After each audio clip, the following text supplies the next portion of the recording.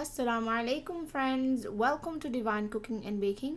आज हम अपने किचन में बना रहे हैं टी केक। तो हम आज बनाएंगे चॉकलेट चिप टी केक। बहुत ही ज़्यादा मज़ेदार सॉफ्ट तैयार होने वाला है। तो उम्मीद करती हूँ आपको मेरी रेसिपी पसंद आएगी। प्लीज़ मेरे चैनल को सब्सक्राइब करके बेल आइकन को प्रेस कर दें ताकि मेरी हर वीडियो का नोटिफिकेशन सबसे पहले आपको मिले। तो टी केक बनाने के लिए सबसे पहले मैंने यहाँ पे बटर लिया है, और बटर जो है वो रूम टेम्परेचर पे होना चाहिए, ना ही बहुत ठंडा हो और ना ही जो है वो बहुत सॉफ्ट हो। तो रूम टेम्परेचर वाला बटर आप लें। तो इसको हम बहुत अच्छे तरीके से बीट करेंगे, और इतना आपने बीट करना है कि इसका कलर जो है वो थोड़ा सा हल्का हो जाए।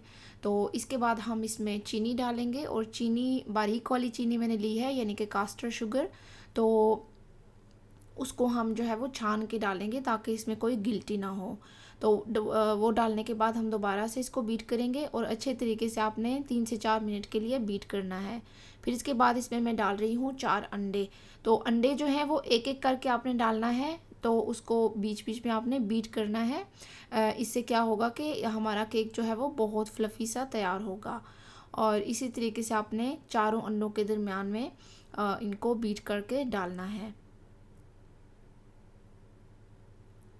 अब इसके अंदर हम मैदा डालेंगे। तो मैदा यहाँ पे मैं लूँगी 2 कप, यानी कि 250 ग्राम। तो मैदे को भी आपने छान लेना है। जैसा कि आपको नज़र आ रहा है कि उसमें काफ़ी गिल्टियाँ हैं। तो केक कोई भी आप बना रहे हो तो आप ज़रूर से जो है मैदे को छान लिया करें। इससे केक बहुत ही ज़्यादा अच्छा बनता है, और केक का जो रिज़ल्ट है वो बहुत अच्छा आता है।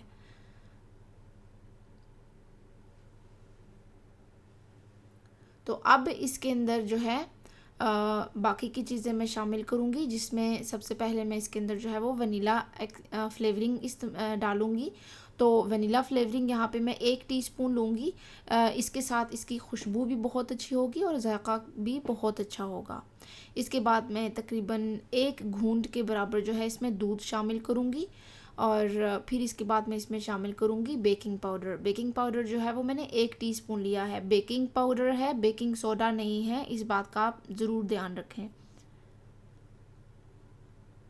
तो अब मैं दोबारा से तमाम चीज़ों को अच्छे तरीके से विस्क कर लूँगी। हमारा जो केक का बैटर है वो तैयार है।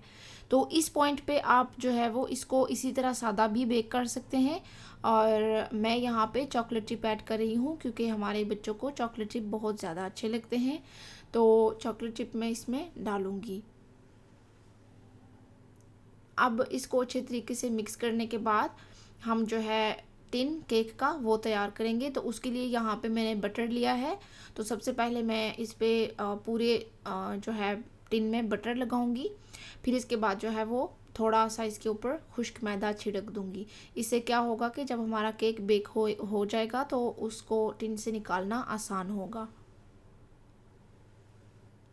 तो इस तरह टिन तैयार कर लेने के बाद आप इसके अंदर जो है बॉटम पे बटर पेपर लगा दें। अगर आपके पास नहीं है तो कोई बात नहीं, आप इसी तरह बेक कर सकते हैं, क्योंकि टिन के ऊपर हमने बटर और मैदा लगाया है तो वो आराम से बाहर निकल आएगा। लेकिन अगर बटर पेपर है तो एहतियातन आप लगा लें। अब इसके अंदर हम अपना तमाम जो केक का बैटर है वो डाल देंगे।